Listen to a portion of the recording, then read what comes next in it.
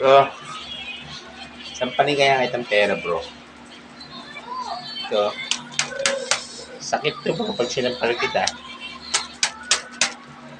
Makapal yan na. Makapal yan, bro. Yan, bro.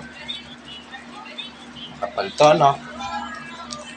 Sampaling kaya kitang pera, bro. Bro, eh. Wala, eh. Konti lang to, no? Basta, bro, huwag ka napapasilaw sa pera, bro.